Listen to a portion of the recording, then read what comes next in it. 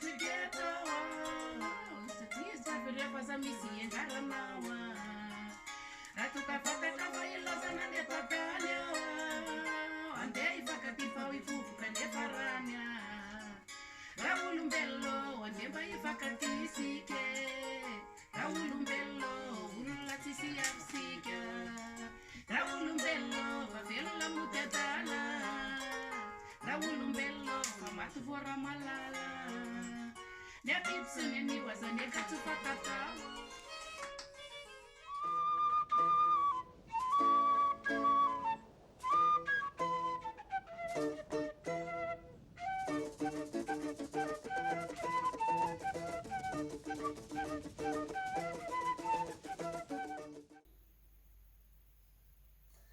Bonjour mesdames, mesdemoiselles et messieurs, toutes mes excuses, je parle très mal malgache, donc je vais m'exprimer en français. Je remercie l'Université de Tuléar pour m'avoir proposé de parrainer sa contribution à la Journée mondiale de la philosophie organisée par l'UNESCO. J'étudie et j'enseigne la philosophie, donc je suis très motivé par cette discipline. J'ai pu lire les thèmes des réflexions proposées par mes collègues, enseignants, chercheurs et étudiants de l'Université de Tuléar. Tous sont très intéressants. Je serai très heureux de lire ces textes. Voici quelques éléments de réflexion à propos de chacune des problématiques. Première problématique, l'illusion de la valeur. Elle m'inspire cette réflexion. Ce que nous tenons pour précieux repose souvent sur des croyances ou des conventions. La valeur n'est pas une propriété objective des choses, mais une projection humaine. Ainsi, nous confondons souvent utilité réelle et valeur attribuée. Des philosophes comme Nietzsche, comme Marx, montrent que ces valeurs sont historiquement construites. Réfléchir à cette illusion, c'est questionner ce qui fonde réellement nos jugements et nos choix. Deuxième thème d'un de nos collègues, la conscience et l'espace public. Alors ce thème peut interroger la relation entre la pensée individuelle et la vie collective. La conscience permet à chacun de se représenter le monde, mais aussi de juger et de participer au débat commun.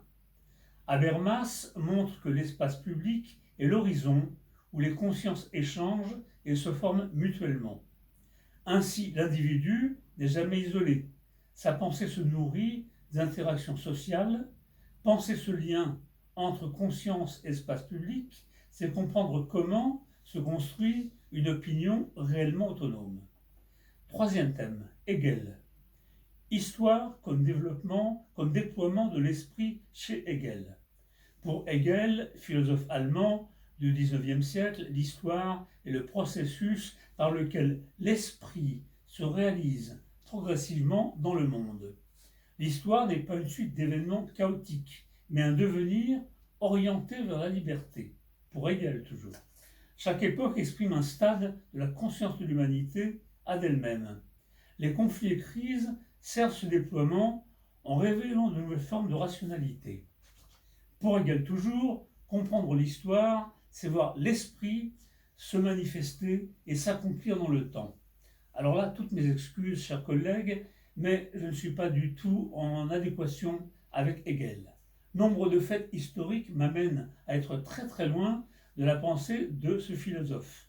Considérons la montée du nazisme, de l'islamisme, l'ignoble pogrom du 7 octobre en Israël et bien d'autres moments de l'histoire. Tout cela n'a pas grand-chose à voir avec la raison et avec l'esprit.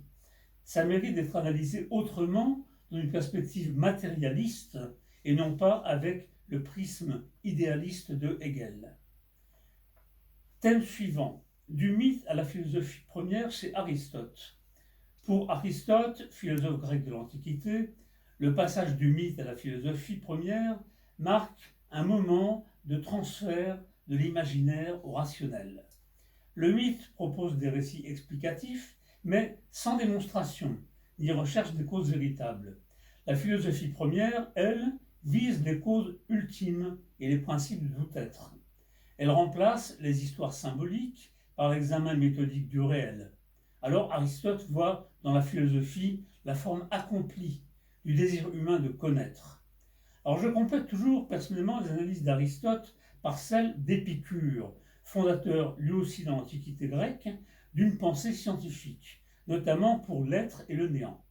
Et là, je vous prie de m'excuser, je ne résiste pas à vous rappeler le fondement de la pensée du bonheur selon Épicure. Il appelle cela le triple remède. Ça se résume à ceci. 1. Ne pas craindre les dieux. Les dieux n'interviennent pas dans les affaires humaines. 2. Ne pas craindre la mort. La mort n'est rien pour nous, car tant que nous existons, la mort n'est pas là. 3. Chercher les plaisirs naturels et nécessaires qui sont faciles à obtenir et garantissent l'ataraxie, c'est-à-dire la tranquillité du mental. Ouvrage suivant, thème suivant, le dernier des Vasimba qui parle de l'identité du malgache. Alors, l'intitulé de cette recherche symbolise la mémoire des premiers habitants de Madagascar et interroge la continuité culturelle. Évoquer cette figure revient à questionner ce qui fonde l'identité malgache, origine, mythe, héritage multiple. Ainsi, ce titre montre l'intérêt de l'identité qui n'est pas figée, mais se construit dans la tension entre passé mythique et présent vivant. Alors, je puis m'excuser, mesdames et messieurs, je commenterai plus particulièrement certains des thèmes proches de mes sujets les plus étudiés. Premier thème, la philosophie et la folie. Ce thème explore la frontière entre raison et déraison, souvent pensée comme constitutive de l'humain. La philosophie interroge la folie pour comprendre ses propres limites. Qu'est-ce que c'est qu'une pensée juste? Qu'est-ce que c'est qu'un esprit qui se perd? De Platon à Foucault, la folie apparaît comme un miroir critique de la rationalité et de ses normes. Mais la folie pose aussi la question de la santé mentale et de sa perte. La psychanalyse interroge de nombreuses facettes, notamment avec l'interrogation sur la puissance de l'inconscient. Je cite le docteur Freud, l'homme n'est pas maître dans sa propre maison. Et je pose ainsi le mystère de la définition de l'individu, du sujet, qui est moi, qui est je. Là, c'est l'apport du docteur Jacques Lacan qui est essentiel, avec son ouvrage sur le stade du miroir dans la formation du moi. Entre 6 et 18 mois, l'enfant se reconnaît dans son image et commence à constituer le moi, son moi. Or, la folie, qu'est-ce que c'est? C'est la perte du moi. Je me réfère souvent au livre d'Érasme, Éloge de la folie, qui date de 1511. Pour Érasme, la folie révèle surtout les excès et les vanités de la société, qui touchent tous les hommes.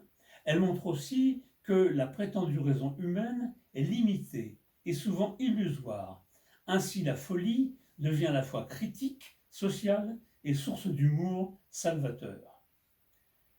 Un autre thème m'intéresse beaucoup, c'est celui Essai de philosophie malgache. J'espère qu'un ouvrage à venir portera sur ce sujet indispensable. Comment penser l'existence, le temps, la vie, la mort, l'humain, le monde, à partir des catégories, des valeurs et des pratiques propres à Madagascar? J'ai pu constater que la pensée malgache a des spécificités remarquables, souvent liées à la tradition orale. Ainsi, la vision du monde, la représentation de l'espace, la terre insulaire nommée Talinjazan, terre des ancêtres, les espaces maritimes nommés Ranumasin, en eau sainte. Ainsi, Gascar est représenté comme une terre sainte entourée d'eau bénite. La sagesse malgache s'enracine aussi dans la relation au Fitiavana, au vivant, à l'équilibre communautaire. Un tel essai affirme la légitimité d'une pensée philosophique enracinée dans une culture particulière, malgache, mais ouverte à l'universel. J'ai parcouru presque toutes les régions de l'île et rencontré nombre de femmes et d'hommes porteurs d'une philosophie malgache vivante. Umbiaz, Pisikid, Panochumba, Piragas, etc. Les penseurs sont innombrables dans notre pays, mais nombre d'entre eux et elles n'écrivent pas. Leurs pensées relèvent de ce que l'UNESCO appelle le patrimoine intangible. Il est urgent d'en faire la collecte, d'enregistrer, filmer et transcrire en film et en livre ces récits, ces pensées. C'est un des projets de la Direction de l'identité culturelle du ministère de la Communication et de la Culture. Thème suivant, métaphore révolutionnaire. Ce thème questionne comment le langage symbolique façonne et mobilise l'imaginaire collectif. Je citerai quelques métaphores. Par exemple, la tempête de la liberté. Cette métaphore illustre la Révolution française de 1789 et le renversement de la tyrannie royale. Autre métaphore, le peuple en feu. Celle-ci vient de la Révolution soviétique de 1917 et elle décrit l'énergie du peuple. Autre métaphore de la même époque, le drapeau rouge s'élève. Les métaphores transforment des idées abstraites en images puissantes, capables d'inspirer l'action politique et sociale. Elles révèlent que la révolution ne se joue pas seulement dans les faits, mais aussi dans la manière dont on les raconte et on les comprend. Madagascar, notre pays, vit une grande révolution libératrice depuis le mois de septembre 2025. Je salue les jeunes, et plus particulièrement les étudiants de toutes les régions, qui ont permis cette transformation historique porteuse d'immenses espoirs. Mes pensées accompagnent aussi tous ceux et celles qui furent tués ou blessés pendant cette révolution. Il sera intéressant de relever les métaphores liées à cette révolution malgache. Quand les jeunes militaires ont rejoint les jeunes étudiants et toutes celles et ceux de la génération Z. L'histoire retiendra cette date. Lénine écrivit « Pas de révolution sans théorie révolutionnaire ». Aujourd'hui, ne conviendrait-il pas de penser une théorie révolutionnaire en adéquation avec cette révolution en cours à Madagascar? C'est là où la philosophie devient praxis philosophique, où la philosophie, comme le disait Marx, permet de penser à transformer le monde. Existe-t-il des livres de philosophes du monde entier traduits en malgache? J'ai cherché à la librairie luthérienne dont on arrive, j'en ai trouvé un seul. Il serait intéressant de disposer d'un fonds allant du chinois Confucius à Diop, en passant par Aristote et Lucrèce, traduit en langue malgache, et disponible dans les lieux de lecture universitaires des 23 régions.